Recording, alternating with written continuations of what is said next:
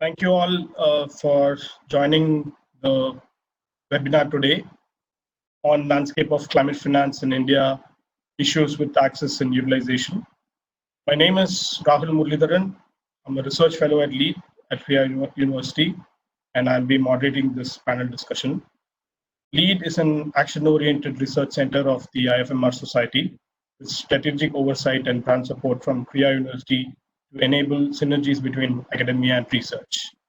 Currently, I'm engaged in a climate finance project with a couple of other colleagues from LEAD. At present, we are working with the Tamil Nadu government through the Guidance Bureau to access climate and other forms of blended finance to develop electric vehicle charging infrastructure in the state. This project is funded by Shakti Sustainable Energy Foundation. Shakti works to facilitate India's transition to a cleaner energy future by aiding the design and implementation of policies that promote clean power, energy efficiency, sustainable transport, climate policy, and clean energy finance. We have an incredible set of panelists today who are quite apt to discuss the current landscape of climate finance and the aspects pertaining to its access and effective utilization. Based on bilateral consultations with the speakers and our own literature review, we've put forth key questions, issues that might be worth discussing during today's webinar. We request individual speakers to tailor their talks around them. First of all, welcome to all the panelists. Thank you for taking the time to participate in the webinar. We appreciate your generous support. We have Mr. Pustav Joshi, Associate Director, Clean Energy Finance Program of Shakti Foundation, who provide the opening remarks and set the stage for the panelists to discuss further. We have four exemplary speakers and panel members today. Dr. Surendra Babu, Deputy General Manager of NABARD, Dr. Sweta Rajpurohit, Climate Change, Forestry and Research, Gujarat Ecological Educational and Research Foundation, Government of Gujarat, Ms. Neha Kumar, India Program Manager, Climate Bonds Initiative, and Dr. Annapurna Mitra, Fellow at the Observer Research Foundation. So I'll briefly go through the session plan before Mr. Pustav Joshi provides the opening remarks. After Mr. Pustav provides the opening remarks, I'll make a brief presentation on the landscape of climate finance to orient the general audience. Then the floor will be open to the panelists to introduce themselves and briefly discuss their experiences and learnings from their work on climate finance by way of opening remarks. Each panelist will be provided 5 minutes. We also have a bit of time for other panelists to add any comments that will be useful for the discussion. Once after this, each panelist will have about 10 minutes to deep dive into the broad set of questions and provide their views. Finally, we have 10 minutes for a moderated discussion in which we will attempt to pick threads from the panel discussion and audience questions to put forth to the panelists. The last few minutes, we will discuss key takeaways from this webinar and conclude it. With that, I would request Mr. Pustav to provide the opening remarks. Thanks. Let me start by thanking IFMR for holding this webinar. Shakti has been supporting IFMR to, in particular, to help states in India attract private and international green finance. Now, traditionally, green finance has been a way to finance specific green projects such as renewable energy, energy efficiency, waste management, etc. But in this post-COVID world that we live in, where our states are cash strapped, where the imperative is on job and infrastructure creation, and there is also from or a broader government policy on self-reliance, states are now being encouraged to go to the market and raise finances for themselves as well, at least to meet their needs in the interim. And that's where I think this is a great opportunity for all of us in working on this green finance challenge to highlight and showcase to the states that green finance is not only meant to be used in a certain way or for direct interventions into renewable energy or waste management or energy efficiency, but rather how green finance itself can be catalyzing and leveraging in a manner that it can help the state achieve its broader goals of industrial development, its broader goals of job creation, of infrastructure deployment within the state, and how all of this can be done with, in a much more sustainable manner, in a much more cohesive long-term manner, without getting locked into a future or technology trajectory which will be called as high carbon or carbon intensive. And that is the opportunity for us at this point of time. And I think the discussions today, while maybe a little bit broader, I think it would be great to hear the experts and the panel in terms of how do we go about convincing the states. It's not just a matter of simply saying, you know, as a state, you need to raise green finance. We've seen states find ways to raise certain pools of green finance, but then struggle with deploying them.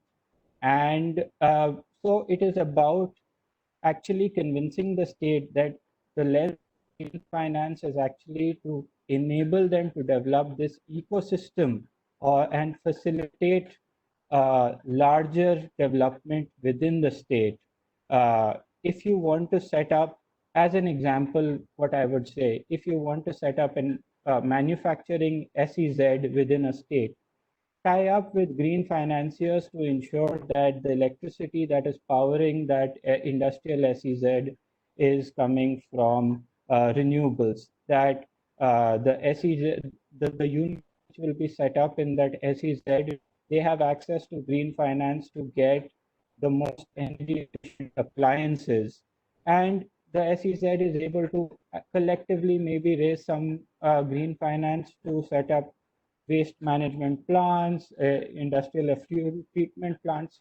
The whole package needs to be designed. This is not a which we need to work on, but rather help state governments to look at things from a slightly different way and see it as green finance facilitating a lot of long-term economic industrial development, which is of great quality.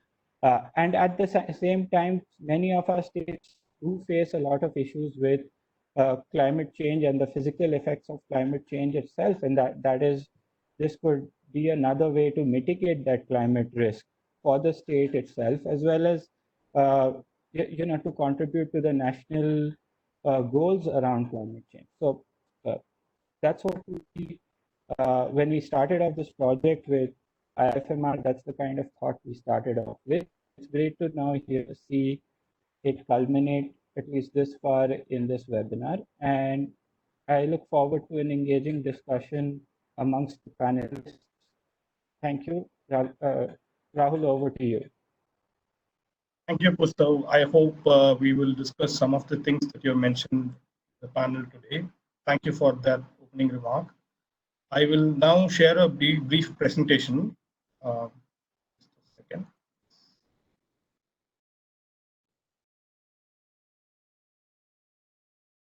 Okay, so this is a brief presentation on the landscape of climate finance. Most of the data that we've gathered is publicly available. The idea is to orient the general audience and also set the context for the panelists to discuss further.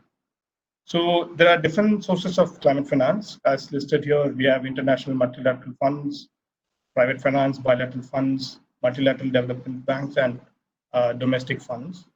So I'll go one by one to show what sort of data we have. So India receives the highest multilateral funding among South Asian countries and also the BRICS nations. All the figures that are mentioned here in US $1 billion.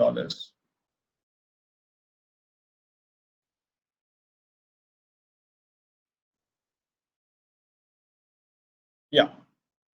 So, and mitigation fund mainly comes from Clean Technology Fund compared to other, for example, GCF and GAF and Adaptation Fund.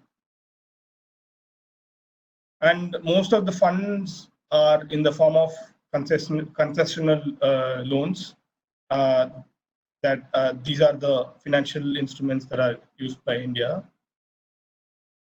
And the energy sector is the focus of multilateral funds, as you can see from the graph, compared to agriculture or water management or coastal management or industry and transport. It's the maximum share is with the energy sector.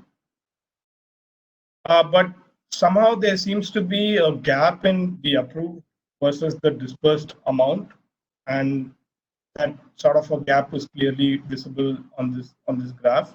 I think during the discussion we could take this up to discuss why there is a gap in the approved versus the disbursed amount. And we also receive money from bilateral and multilateral development banks. This is the share from the bilateral and multilateral banks. So if you see in most of the graphs, the funding is towards mitigation and very less towards adaptation. And the majority of finance is also through debt compared with equity and shares or grants. So the climate mitigation associated sectors have received adequate funding. Here, transport and storage has received a lot of funding compared to energy and other sectors. So coming to private climate finance, in 2017, $30 billion came through private climate finance, which accounting for about 56% of the climate finance flows. And 85% was allocated for renewable energy and 14% for low carbon transport. So as I mentioned, the adaptation activities accounted only for 1.1%. Though earlier corporates were the major investors, now commercial financial institutions have also increased their share by 51%. And India is among the top 15 ranked nations to issue green bonds, although the market is still in a nascent stage. So if you notice, I didn't discuss much about the domestic funds here because to achieve large-scale climate impacts, we could compare size of Indian budget with international funding, talk about the importance of public funding. I think this is something that we will discuss through the webinar. But for instance, the NREGA scheme in 2019-2020 had a budget of about 71,000 crores. This is just one scheme. So therefore, we need to document sort of success stories in using domestic finance through a combination of schemes to focus on the climate action priorities of India. And also, the major point that I'm trying to make is that we need to mainstream the public funding, public spending in making India climate resilient. And with that introduction, I would like to pass the mic to Dr. Surendra Babu to give us opening remarks. Dr. Babu, if you could briefly talk about the overview of climate finance architecture in India and what is NABARD's role as an opening remark, then we can take the discussion in depth. So just to introduce, I am Dr. Surendra Babu, Deputy General Manager here at NABARD Head Office, Mumbai. And basically, I am coordinating the climate action programs from the NABARD point of view, basically for the Indian perspective as also the international funding arrangements. Now, coming to NABARD a bit, coming to what is the actually climate finance infrastructure we are looking into. NABARD basically is a Apex Development Financial Institution, and our mandate is to actually ensure the sustainable and rural prosperity. So when we talk of the sustainable rural prosperity, since inception, we have been deliberating on the infrastructure development, managing how to manage better the natural resources, how to work upon the gender issues, the skill development, and the development of watershed and tribal communities, so on. So, keeping this background, our two main programs, with particularly focusing on the watershed program, wherein we have been able to discuss, we have been able to take up more than 2 million hectares of degraded land for the development through soil and water conservation measures. And besides that, more than 5 lakh tribal communities through integrated development by adopting the natural resource management activities. Keeping this background, NABARD actually, when we approached the national and international communities and our experience, NABARD became the actually first NIE of the UNFCCC for Adaptation Fund. So since 2012, we have sanctioned a few number of projects, and progress is also good. And the country cap of $10 million has been actually sanctioned by Adaptation Fund.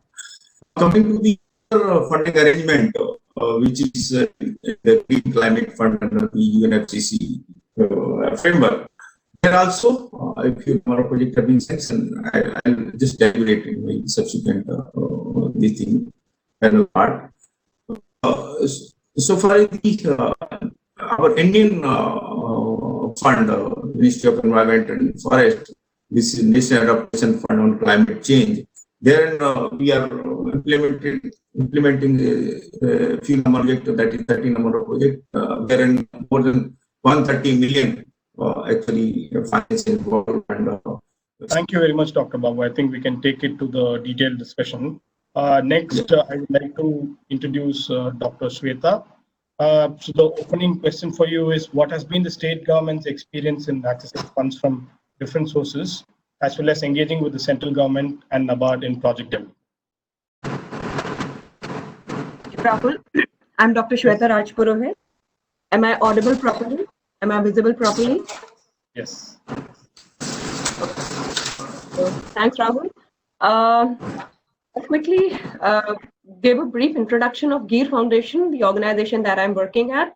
So this is a very uniquely positioned organization, Gujarat Ecological Education and Research Foundation. It's working in the field of ecological research and education for the last 38 years.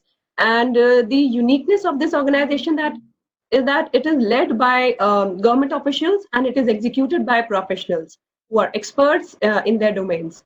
So this combination makes it very easy to access and secure the finances that are available in the field of conservation and climate change per se. The experience of GEAR Foundation, I wouldn't expand up to the state level scenario, but then talking specifically of GEAR Foundation, the experiences so far have been, I would say, 100% success. Whichever fund we have targeted, we have received it. Whatever proposals we have sent forward, we have been sanctioned the proposals. So we have been able to secure funds from MOEFCC under the National Adaptation Fund on Climate Change. Talking about the National Mission on Strategic Knowledge on Climate Change, that's another national fund. We have been able to secure a project for Gujarat State Center on Climate Change from DST, MOST, Government of India as well. We have also tapped the state level funds from the Department of Forest and Environment, from the Climate Change Department, from Gujarat Forest Department. Also, we have been able to tap the multilateral funds from World Bank and IUCN as well. So I think we have a good team of experts here who work religiously on the various ideas, the concepts, the problems, the interventions and solutions that are required, and they are and the leadership here takes the second step of getting the funds secured for us. So far we have never had any issues with securing funds that we need. Thank you very much. those opening remarks. Next, we move on to Ms. Neha Kumar of Climate Bonds Initiative. The opening question for you, Neha, is what are green bonds? What are other thematic bonds? Are they viable in the current landscape of the bond market in the country? Thanks, Rahul. I also have a couple of slides just for some charts, etc. So if you can activate my share button, maybe I'll be able to use the slides as well. Sure, just a minute. Yeah. So let me just open my slides. You were talking about affordable and accessible finance to green projects, to more sustainable projects and activities. And as Pustav initially, said in the opening remarks, which I find very, very useful, is that first of all, public money alone or public finance alone is not going to be enough to see the kind of transition that we need to see, and for which the investment requirements are extremely high. So we will have to loop in private capital. And within that private capital, I mean, all sources of funding are definitely welcome, but within that private capital, how do bond markets actually come to the fore? And what is that special thing about bond markets that people are talking about, mobilizing more of that? One is simply the fact that bond markets give you the capital pool of about $100 trillion globally. So the kind of pool that is available, it's immense. Second thing, which is very, very important to remember in the context of green finance or green projects or green economy per se, is that most of the investments that are required, they require long-term financing. And bond markets or bond financing is particularly amenable to that kind of financing. So that is the basic idea of why bond markets specifically are suited for green financing. Before I go into, I just will take probably these 3-4 minutes that I have to understand and to talk and discuss a little bit about trends and the concepts as you asked me the question about, and then we will get into the discussion on how can states access this pool of finance. So Climate Bonds Initiative is a not-for-profit organization. It is Europe-based. And, the genesis of Climate Bonds is also about, it was very, very investor-focused. So the idea was that if big capital can shift to climate solutions, to environmental solutions, then even policy will, sit up and will have, corresponding changes which are required. And to be quite, in keeping with that, it took us a long time. But when I say long time, it is only in the context of the kind of investments that are required in this field. But in the scheme of things, it's a very short period of time. The first green bond was issued in 2007. And the climate bonds and organizations such as ours are around, have their genesis around that time. So we came into the picture at around 2009. And what is also important to understand is that, and what is extremely the unique feature of green bond markets is basically that you know where your money is going.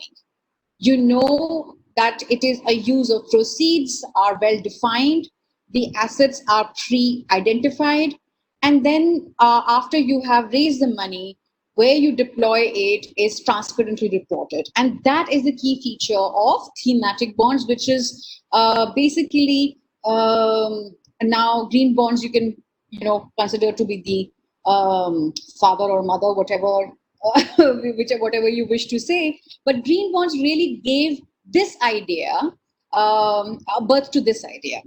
Now, as I said that, just to clarify what bonds actually do, so they are primarily an instrument to refinance, to recycle your capital and for refinancing purposes. So the initial stage is basically the project financing stage, where people either go for equity investments and loan through banking finance, and which is a more risk-prone stage, as you might want to call it. Bond financing comes post that, mainly because the investors which are putting their money in it, they are mainly risk averse, and these are institutional investors. So this is just to give you what actually bonds do, as an instrument. The Indian context, and generally some of these are important elsewhere also. One is the asset liability. Bank finance, basically deposits are taken for the short term, but the investments required in infrastructure are long term. So there is basic mismatch between asset and liability. So that is why bond financing is much more suitable.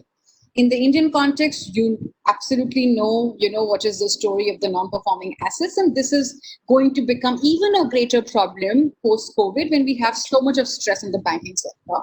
Then we have sector spending limit in the banking sector, and we are pretty much aware of the IL&FS default. So there is a lot of pressure on the banking sector.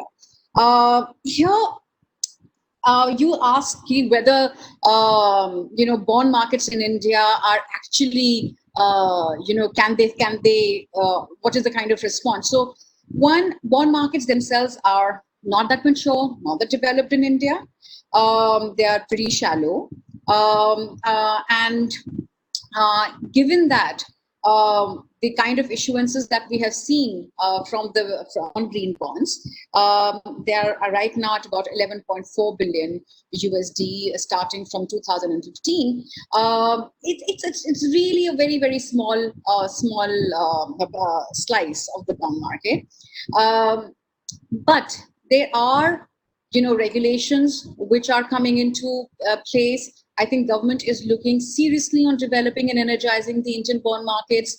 And the two important regulations that should, pan out and should show an impact on the Indian green bond markets, Indian bond markets per se, is that now large corporates have been asked to raise at least 1/4 of their incremental borrowings through the bond route. And the minimum credit rating for investments by pension funds has been lowered to A from AA. Now, these are extremely important. I am also eager to see how fast they will actually actualize, because these are announcements which were made, I think, 2 or 3 years ago in the finance minister's speech. I will not go into the detail of other measures, but green bonds, then what is special about green bonds? They're exactly the same as a normal bond in terms of the process of issuance, and green is a bonus feature. So anybody who can issue a bond can also issue a green bond. And who can issue a bond? Government can issue a bond, a corporate entity can issue a bond, a municipality can issue a bond, a state can issue a bond, a state banked entity. So anybody who can get rated and wants to raise money from the market can issue a bond. And it could be any kind of structure, and the main thing is about the use of proceeds, as I mentioned, and a clear reporting based on that. Neha, Yeah. Neha, I think we have 5 minutes is over. Can we take the discussion to the in-depth? So let me just close by saying that this is just one slide which you will be interested in, probably, is this slide. That now there are so many different kinds of bonds which have come into play, and we can discuss these later. And so this was just for a conceptual clarity on why bonds and why green bonds. Thank you very much, Neha. I think we can discuss this further in detail during the in-depth discussion. Next, I would like to introduce Dr. Annapurna Mitra. So your opening question, Dr. Annapurna, is what could be the role of civil society organizations facilitating greater climate finance access to states in the current context of the pandemic? Right. Thanks, Rahul. And hi, everyone. Thank you for inviting me here. So to start, I mean, before going to what CSOs can do, I'd like to talk a little bit about why states are important. And Mr. Joshi touched upon this at the start of the conversation. But just to elaborate a bit more on that, one is that all the sectors that you talked about in your opening presentation. So where we need the investment, what's important, things like energy, transport, greening industry, better mobility solutions. These differ hugely from state to state, and they will have to be implemented at a local level. And secondly, the choice of the precise policy imperative depends on a lot of things. For example, is it an agricultural or an industrial state? The types of industry, is it producing waste or carbon pollution? What is the GDP? What are the living standards? What's the level of urbanization? What's the development trajectory that the state is looking at? All of this is crucial for sort of deciding which policy should be adopted, and that has to be done just at the local level. And what constrains states from doing this well is basically two things. One is the lack of finance and financial autonomy. So they lack resources, but they also lack the freedom to raise the resources as they want. So most tax policy is now centralized in India. Most states are largely dependent on transfers from the center. FRBM rules are binding through the country, and with revenues down right now, they don't have too many options for raising finance in any different kind of way, which sort of brings us to the lack of resource and autonomy. But the next is the lack of capacity. They don't really know how and where they should go to raise the finance and what projects it should be utilized for. And that, I think, is where CSOs can come in a variety of ways. So to start, my own organization, for example, is a research organization. For us, our main job is to put out policy options. So just as was mentioned earlier, green bonds can be used to finance different types of urbanization, different types of industrial development, different mobility solutions, agricultural value chains, what have you. It doesn't have to be just an investment in solar or wind power. So to just put those options, bring them to the notice of policymakers, because for a policymaker, if you provide a solution to a problem, they're largely willing to listen. If you just say that, oh, you need to raise $3 trillion in the next 10 years, there's not much reason to pay attention. It just looks impossible.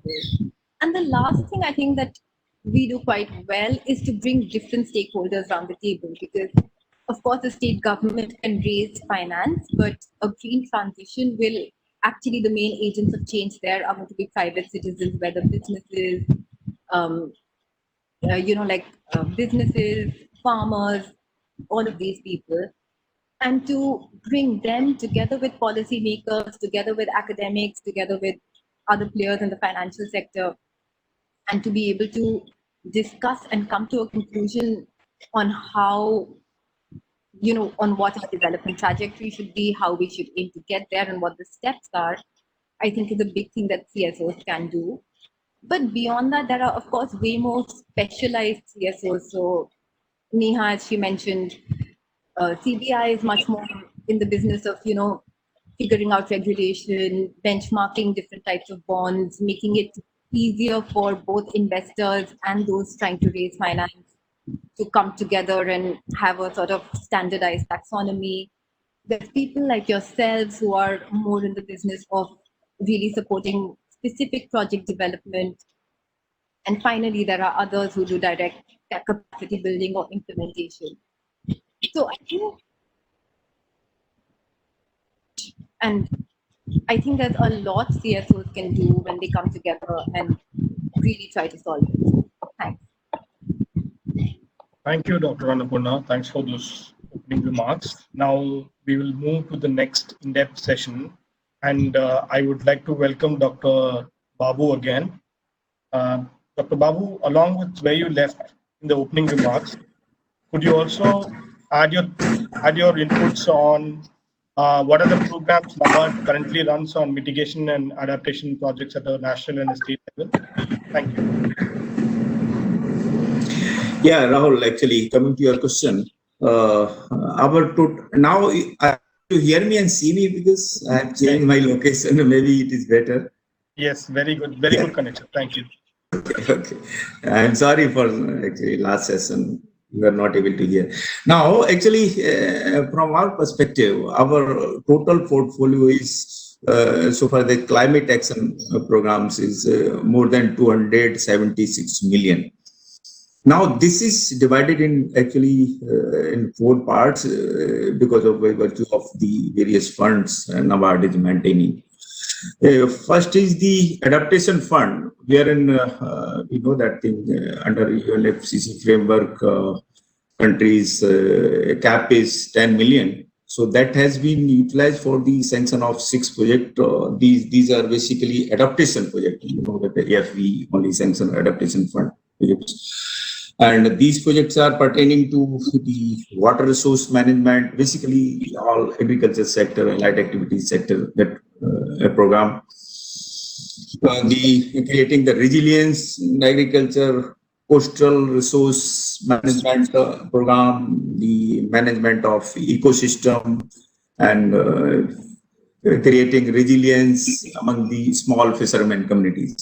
So these were the 6 projects, and the utilization part, if we say the success part is quite good actually. These projects are in implementation since 2015. So almost 5 years, so around 60 to 70% varying from one project to another project, things are happening. And these projects have covered actually more than 1 lakh community resilient. So that is one thing in 19 districts. Now, the major one is the National Adaptation Fund of Climate Change, wherein we are implementing the 30 projects across India. Almost all states are covered other than the Uttarakhand, Tripura, and Goa. Every state is implementing one project as per the National Adaptation Fund guidelines. One project could be up to 25 crores. If it is a regional project across, it could be higher. That is one. So here the 30 projects actually they are covering the huge number of districts, 121 districts across India. But the success rate here is low because Adaptation Fund, we have the private entities and government entity, everybody is involved. Here purely only the government entities are in operation so far the NAFCC projects are concerned. Now, third one is the Green Climate Fund project. This is basically 2 projects so far we have sanctioned. One is a private sector facility to one NBFC, Tata Clean Tech Limited. So they are in the $100 million from GS, that is a sanction loan part, and 50 million they have taken. It is basically for the solar rooftop part of it. It is so $50 million they have taken. Now the work is in progress.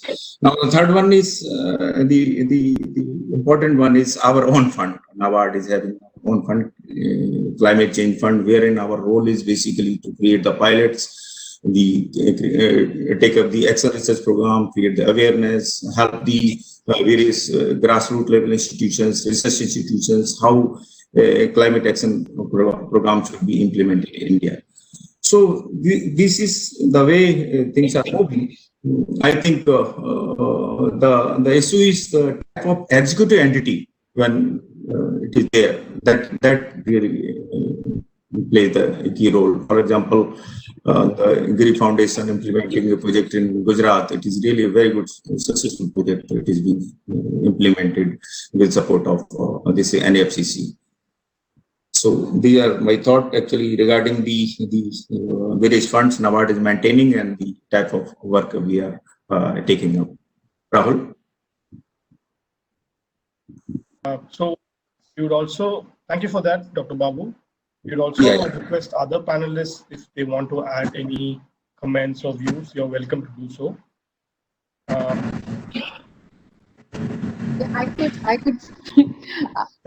I would definitely love to.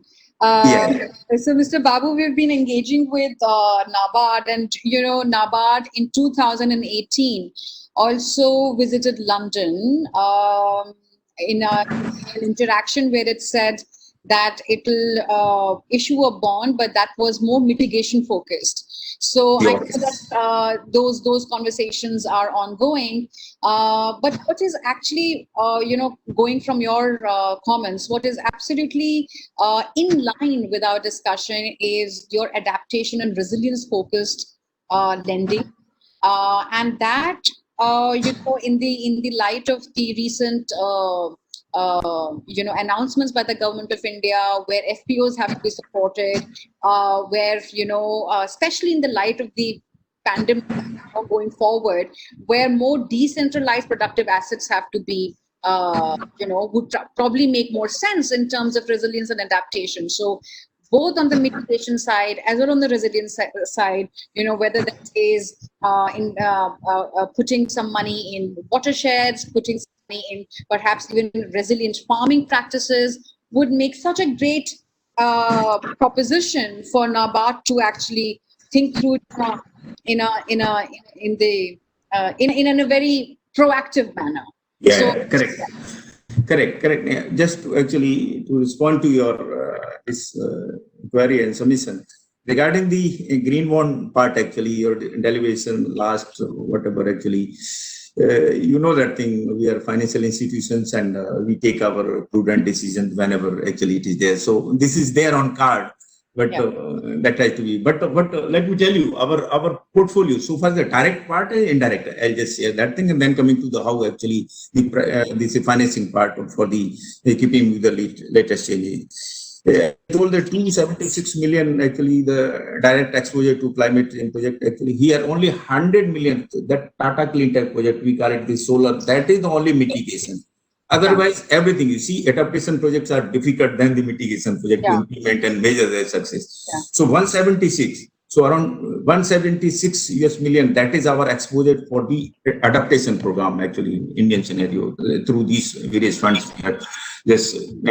Now coming to the latest in view of the COVID and how actually these various government of India programs, whether it is the Atmanirbhar Bharat Abhiyan, whether it is the FPU promotion program, whether it is the Krishi Parampara Yojana program, whether it is the promoting the organic farming program, all those things actually. So our focus is how to actually, as I told, the two things actually. Our small marginal farmers, 86% are there in Indian scenario. There, the role is through collectivization and then bringing into the value chain fold and then help them that how they can make use of the technology and overcome the problems of this climate activities. So that is our one agenda actually. We have already flagged and things are moving on.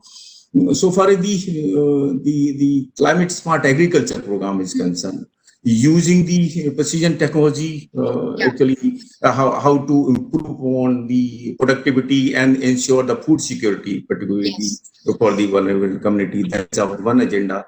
The organic farming has come up in a big way. Actually, it is not only the helping the ecosystem, soil ecosystem, but also the overall climatic aspect, environmental aspect, in order to help our people, farming community, village community, our overall ecosystem, environmental ecosystem. So these are our priorities nowadays, wherein not only we are watershed program and those things are our flagship program, they are running on there. But here now, as you rightly said, actually we are focusing on these things. Perhaps now in present COVID situation, our role becomes more important, being a Apex financial institution and providing the finance support. Because as we are discussing the financing support, particularly the sustainable finance support, and presently for the adaptation activities, it appears we are there to actually take along things. That is what. Thank you for your response, Dr. Babu, and thank you for that question, Neha. I think we'll now move on to Dr. Shweta. Dr. Shweta, if you're presenting, please put the presentation in full screen mode. And also, I would like you to emphasize on good quality proposals. I think that's the benchmark to receive climate finance. So what are some of the key challenges of state governments in designing quality proposals to access climate finance? Say from that, it will be useful for all of us. Thank you. Thank you again, Rahul. Are you able to see my screen? Can you make it full? Yeah. Thank you. Yeah. It visible, full screen? Yes. Am I audible properly? Yes. Okay, thank you. So thanks once again to IFMR team, to Rahul, Vivek, and Soumyaji for all the back-end work they've been doing for the last 15 days, and for giving us this opportunity to speak about my experiences for last 4 years of working on this National Adaptation Fund and Climate Change project. So this is, as we know, this is a domestic fund. This is a national fund of Government of India itself. It's really commendable that our country has come up with its own national fund on adaptation. And as Dr. Babu was mentioning, that adaptation projects are really, really difficult to implement, and they are also difficult to measure in terms of impact and outcomes. So it was not a very easy ride. It was certainly a roller coaster ride. But then, from my experiences of proposing and securing and implementing this work, I will be able to share a few, a few good points, benefits, challenges, and all of this in my next slides. This project, if I can quickly brief you all up, this project is on national under NAFCC. It's on working on climate change adaptation for natural resource dependent communities of 3 distinct regions in the Kutch district of Gujarat. So coming down and boiling down to Kutch was a very easy take for us, because working in Gujarat for last 38 years, Gir Foundation very well knows which ecosystems, which communities are more vulnerable, and then choosing Kutch was our first choice. But then in Kutch, you all may be knowing, it's the largest district. Within Kutch, which communities to choose, which areas to choose, that was difficult. And that really needed a lot of stakeholders consultation. That really needed a lot of community consultations as well, which I will discuss in my next slides. So this project was prepared with the goal to secure 3 things and enhance the resilience of these communities. The 3 pillars of implementation in this project include providing these communities water security, providing these communities livelihood security, and then restoring the ecosystems from where they derive their income and livelihood from. So this was the whole fabric of the project, and then this was detailed out in the DPR. I'll discuss about the key challenges that we faced while preparing the project, and then what were the facilitators, because challenges alone don't stand. We definitely had facilitators, and that motivated us, and that kept us going in securing this interesting fund for the state of Gujarat. The challenges include, first one, that knowing that such finance options exist, and then there is a RFP opening on time. This should be known to those who want to apply for it. So Gir Foundation really didn't know about this fund till 2016. It was going on from 15. So 1.5 years later, we came to know about something like this happening. Before us, 2 government departments in the state had already applied for, had already submitted their projects, but then they could not clear the technical steering committee reviews at the national level. When a request for proposal came to us from our parent department, which is Department of Forest and Environment, we took up to the challenge, because Gujarat had by that time already faced 2 failures in grabbing this project. So we were late, but then we didn't miss the chance. The facilitator here for us was a very robust and exhaustive guidelines, which was prepared by the MOEF and the NABARD together. I must really appreciate the writers of this guideline, Mr. Ravi Shankar Prasad, Mr. Mukhopadhyay from NABARD and MOEFCC, and 2 more others. This guidelines really gave us the purpose of this fund, the objective, the priorities that this fund want to address, how we define resilience, and what we can do about do in adaptation projects was all that we could really understand from this guideline. It also very clearly demarcated what could be the components of such a project, And also, the result framework matrix for me personally was the best one to, kind of framework the whole project in what's to be done and what will be the output and who will be the beneficiaries. So, so the first challenge met. The second challenge we faced was orientation to the funding scheme. So what was the purpose, objective, priorities, what are the eligibilities, what are the expected outcomes, etc. So for this, I must compliment NABARD, because NABARD has been, after 2016, I remember, has been holding state level workshops in orienting about the various climate finances that NABARD is handling. So I myself personally attended 2 such workshops. It exposed me to what kind of funds there are in the market, how to tap these funds, and what are the requirements, what are the priorities which are given to which sector, and how to really win a successful project. So that was the second one. The third and the most difficult is actually preparing a DPR.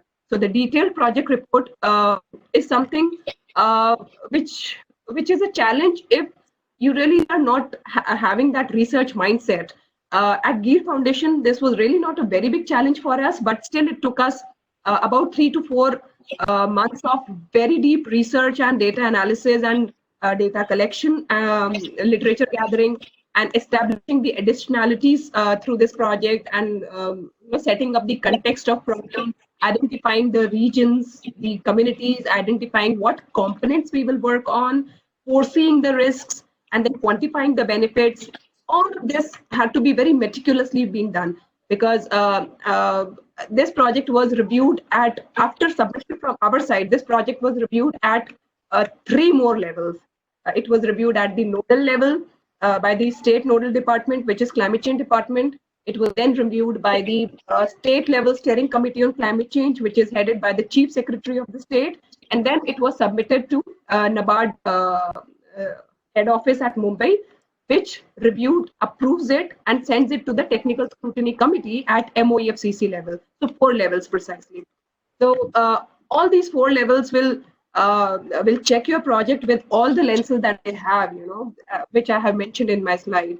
And then the last and not the least, after working out all of this, preparing the estimates was a big challenge, because we know that government funds have to be used in the most effective, efficient, and in the most transparent way possible.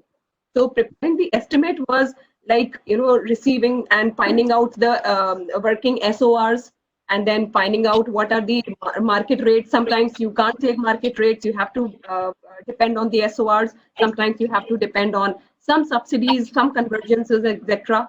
So preparing estimate was another big task, and there was a cap to the project fund. Being within that cap and being able to work on all the objectives that we had set for ourselves was another challenge. So then there was always a tuking between how much target to take. Accordingly, the estimates changed. So this was a long journey. Yes, please. Shweta, 2 more minutes. Oh, okay. So but then Gear Foundation has that edge over preparing the proposals, and we were able to do this. Then, as I already discussed, there was a long process of approval. Then compliances to the changes suggested at every level was another big challenge. Technical capacity and manpower, we really didn't face any. Lack of interest due to efforts required, not really for us, because we were really consistent and persistent in getting this fund for us, and our leaders, our directors, were headstrong in all kinds of follow-ups that are needed, from state level to NABARD to even MOEFCC level.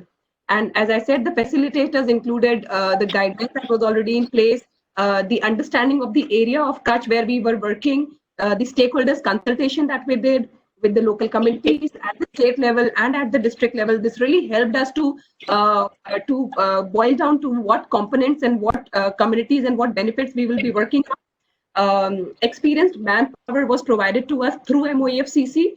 So GIZ, a team of GIZ and IORA Ecological Solution worked with us to prepare and finalize this DPR.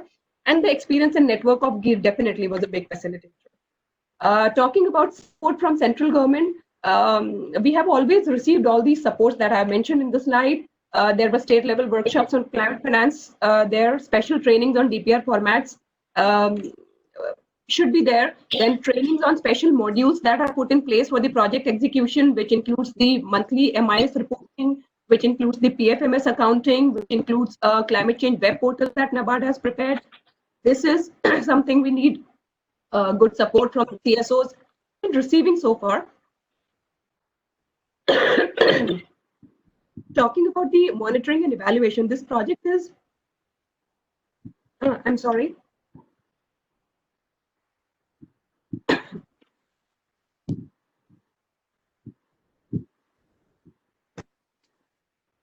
Dr. Shweta, Sorry for a bad throat. yeah, I'm sorry, the time is also up. Can we take it in some of the things? We are actually on time for the other panelists. I can discuss that. Okay, Please. thank you. Thank you, Dr. Shweta. Next, we'll move on to Ms. Neha.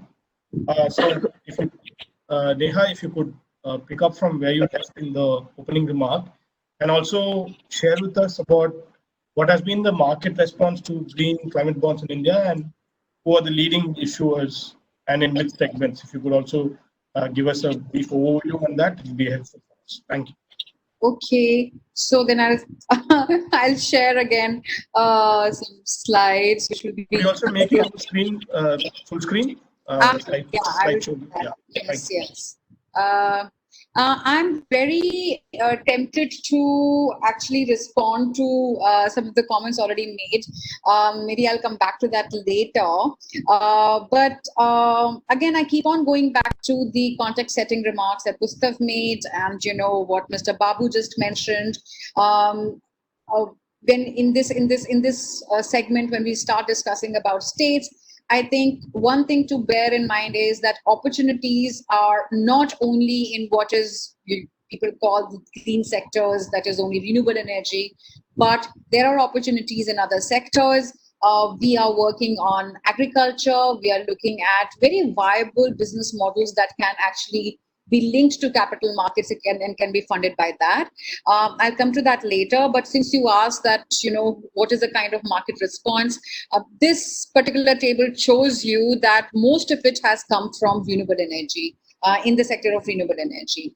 And this is not out of sync with how the global trends in green bond issuance have been, or how they began. But just to give you a little perspective and put this in context, now India amongst emerging economies now lies on the fourth place, I think. China outdoes India by at least 10 times. I was looking at the latest figures. It is about 111 billion USD that China has issued. So it basically remains the front runner by miles, and then it is Japan and, and I think some other country, and then it is India.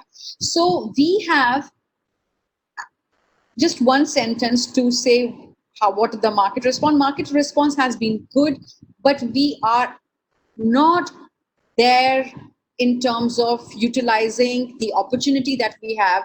We are really, really playing below our weight in this market. So that is for sure.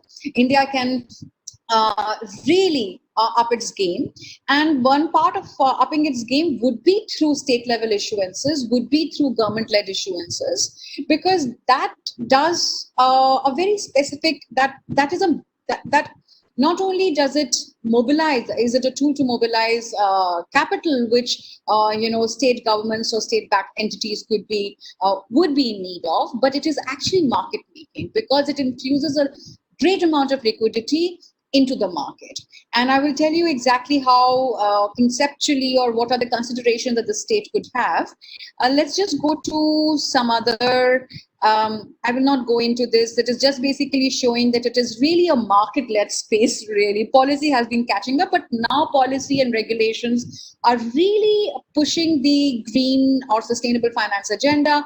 You may be aware of the leading role that the European Union has taken. In fact, they are going to be coming out with the legislation backing sustainable taxonomy, and there will be a green bond standard, and that will have an impact not only on Europe, it will have an impact on emerging economies. Now, if you look at just a couple of figures of what has happened in the first half of this year, if you compare the first half of this year with the last year, so there has been a sort of a dip by 26%.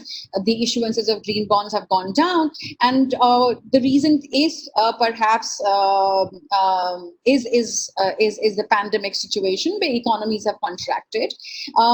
Within this, 82% has been taken up by the developed economies. So still green finance is moving within developed economies, even though the rate of return that they will get on issuances or will get on investment is 2 or 3 times higher in emerging economies.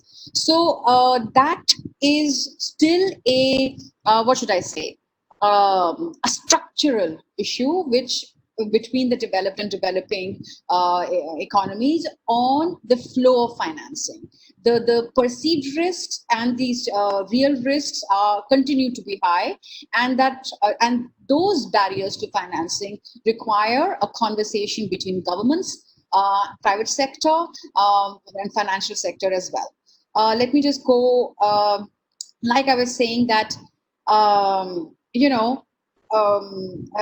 in the post-COVID era, I don't think we can simply look at green. I think we have to look at it in an interconnected way.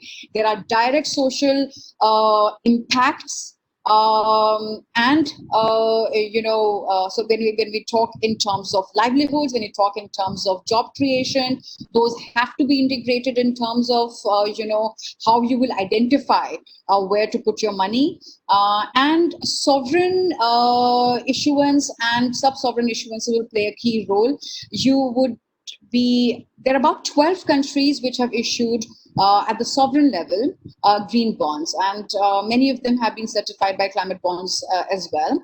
In India's case, it could be a rupee denominated sovereign bond issuance, and I was reading today that masala bonds, which are basically, where the foreign currency risk is basically on the side of the investor and not the issuer, they are now again making a surge, which is mainly the corporate entities which have been tapping the masala market. This is not green masala market. This is only masala market.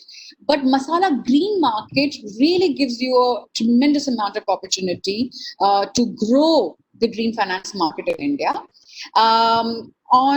If you want me to go into the state readiness, I could go right now, or I just have a couple. Yeah, you have.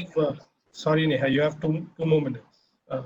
Okay, I mean, what again, both Pustav and Annapurna mentioned that it's not only mobilization, it's also deployment of money that you mobilize.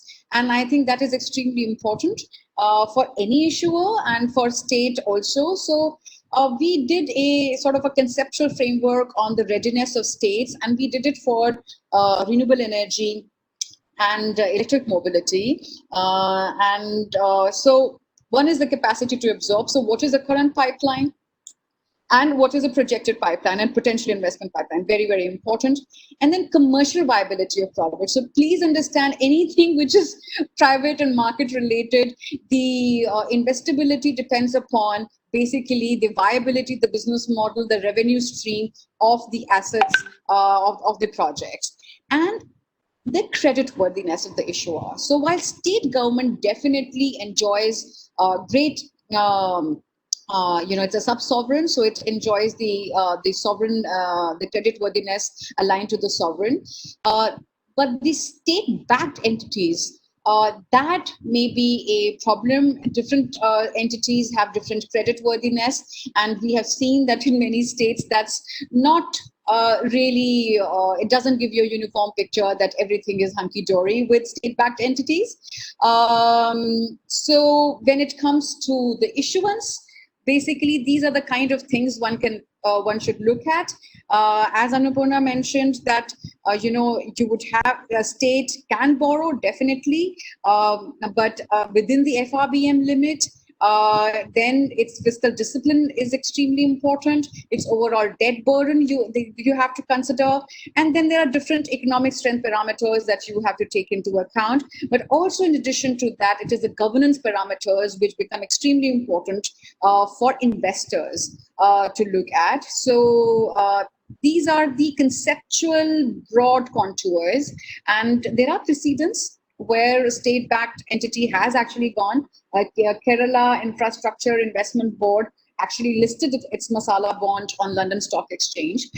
It was also planning to come out with a green bond issuance, and currently I think it is in talks. So there is a lot to be done. We have been in talks with Haryana, Rajasthan, and one thing is that it has to be top driven. It has to be finance ministry. It has to be the finance secretary, and then it has to be a coordination effort. I would say adaptation and resilience, and all of the options that are available, they would need to follow a certain kind of criteria, which could be a taxonomy based criteria. By what I mean is that you should know what fits where, so whether that's agriculture, sanitation projects, so there's a whole lot of things. Most of the capex or most of the investment will have to be done by state and local entities, and there are Neha, we need to wrap up. Yeah. Sorry, Neha. Sure. So thank you. We'll take it up in the discussion. I would like to request Dr. Annapurna to speak now.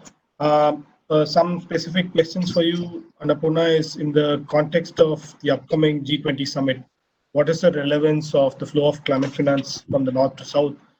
And also, some proposal development is something that is also your focus. Could you also speak a little bit on that? Thank you. Thank you. Okay, so let me start with your first question on designing proposals, and then I'll come to the what you spoke about, the upcoming international conversations. So when you talk about designing proposals, and Neha touched upon this when she spoke of taxonomies, and basically state governments don't really know what can be classified appropriately as a green bond and how to market it right. But even putting the green aside, there's just a huge amount of uncertainty in any big project in India, which comes from poor regulation, it comes from the difficulties of getting clearances, and the almost impossibility of being able to say upfront how much the project will cost in total, when it will be ready, and what the revenue stream will look like. And until you get these three things in order, it's very hard to raise finance for anything you want to do. And of course, the difficulty of doing this is basically a lack of capacity, right? Lack of capacity to design a project, to package it right, and a lack of understanding of the finance ecosystem as a whole. And I think when you talk about improving the capacity to design projects, there's a lot missing in the states, and you need to pick your battles. So I don't think we're going to have our state governments ready instantly to pick the right project, get the implementation right in a day, and have it on the ground. And unfortunately, climate goals and the climate crisis aren't waiting for us to figure that out. So if I were to think about it, I think the priority for a state government should be project management. So to figure out the development trajectory you want, to be able to select appropriately which projects are needed to reach it, and how to make sure they run right. So proper monitoring, evaluation, facilitating implementation of the project, regulations should be sensible, and so on. The rest of it, you're going to need two types of technical expertise, right? One of actually implementing the project, and the second of raising the finance to it for it. And I would say these are two that can easily be institutionalized away from the government or the bureaucracy itself.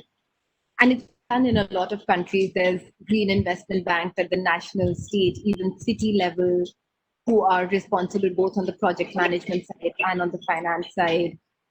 We just heard about G, which has the technical capacity to put together and implement a project itself. It just needs the government to support it. It doesn't need the government to be able to implement it.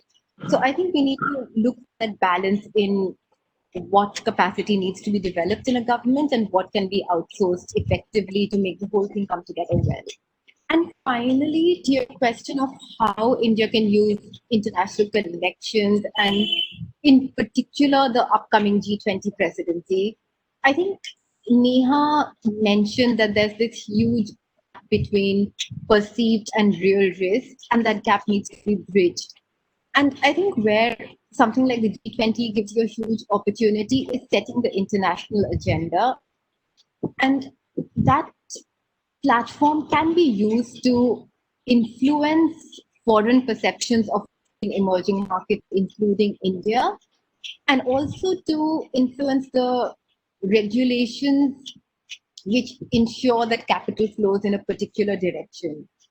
So, just to give you an example, there are pension funds or insurance funds in Europe which are very, very strictly constrained in how much they can spend on developing country infrastructure, despite the fact that they would get way higher returns in a country like India than they're getting in their own jurisdictions. So what you have is people's pensions earning 0 to 1% of return, where they could earn 7 or 8. And the only problem there is this lack of understanding and sort of imperfect regulatory architecture that's stopping that money flowing where it should. And I think India has an opportunity, especially to get the domestic house in order in the meanwhile and positions itself as a leader in climate action and climate change, to be able to then influence the international agenda a little further. Thank you.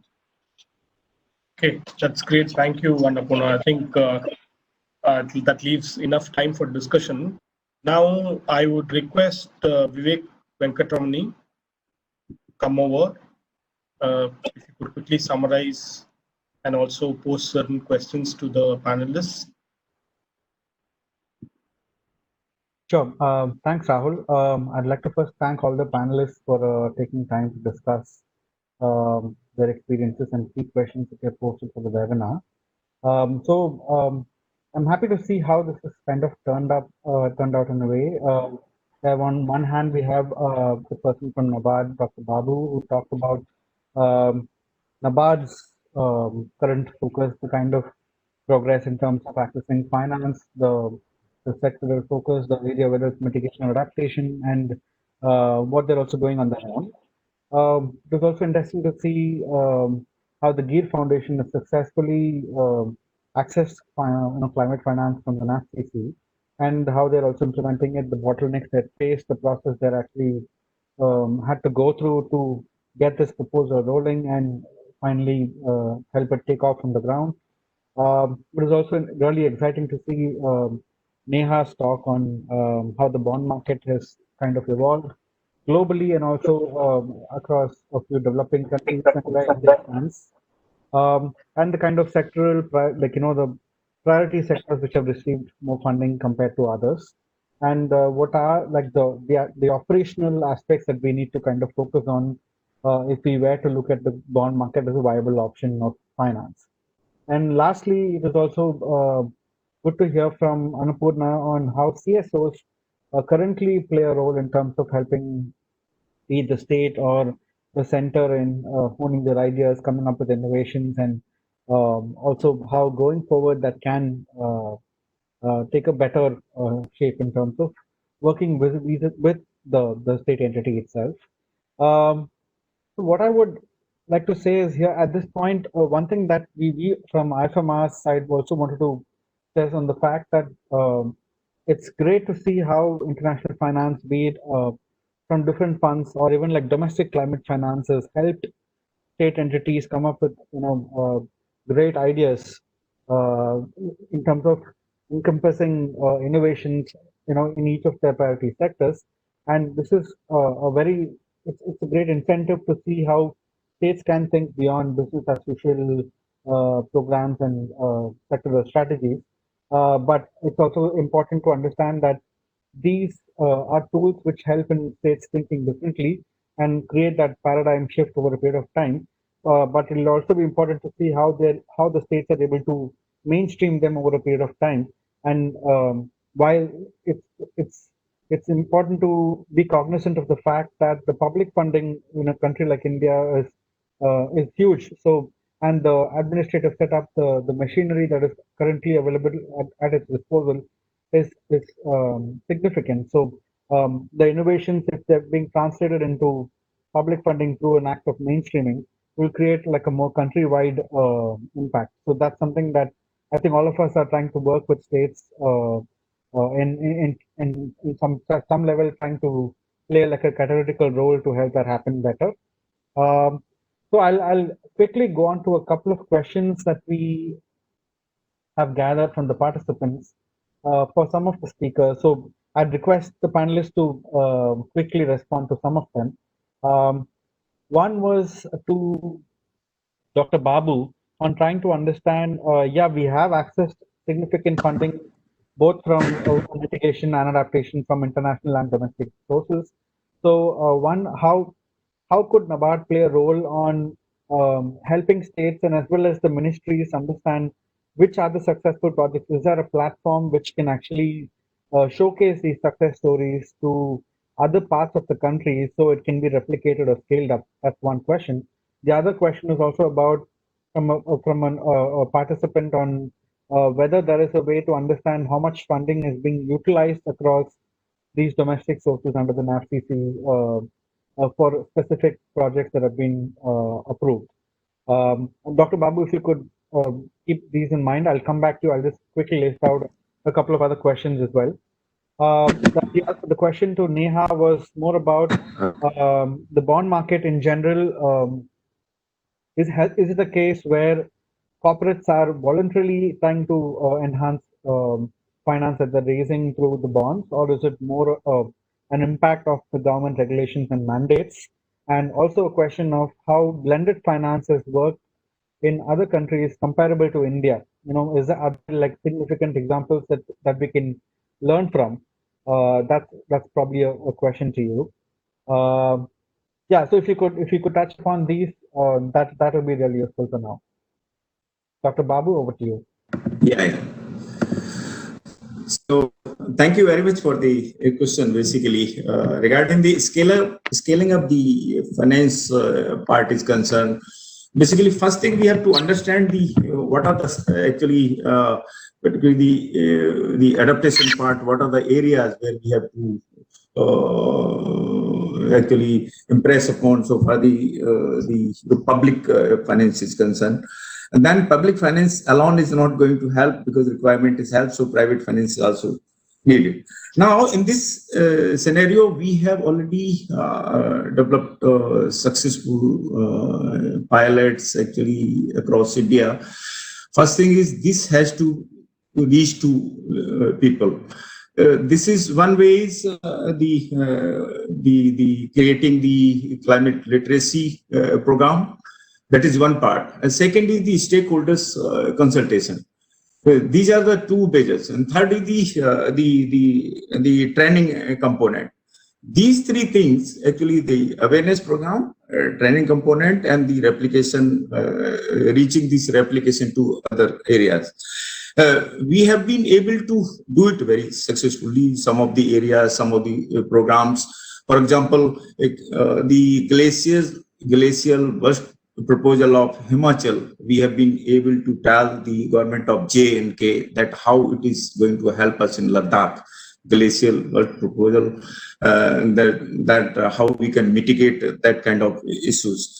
So this has to be a state-specific policy, and then because since we have at every state level the state action plan on climate change, wherein the every state's responsibility along with the all stakeholders, and so through that the project have to come up, and then scaling can take place. That is one area. Second is the strategy for the creating the awareness is concerned. First is the we have been able to impress upon our DIE, our MOEFCC, because this is the nodal agency for the climate action in India. So their role is very important. Now regarding climate literacy, the farm strategy, that were the partners, just like research institutions, the organization like LEAD and NABARD, everybody together, various universities, various research institutions, firm up the IEC material, firm up the various IT tools, and then launch a campaign. So until this campaign is launched, it would be really difficult. So climate literacy campaign. And third one is the setting up the training institutions. In India, we have very few training institutions. Those are exclusively dealing with the climate finance agenda. So these are my three suggestions for the scaling up the climate finance portfolio in India. Any other questions, sir?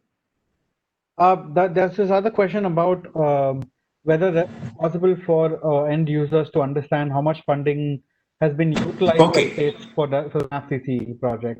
Okay, this is basically how much is utilized. Basically, our concept is conduct the impact evaluation studies. So when we conduct these impact evaluation studies, we come to really know, that is particularly from the third party.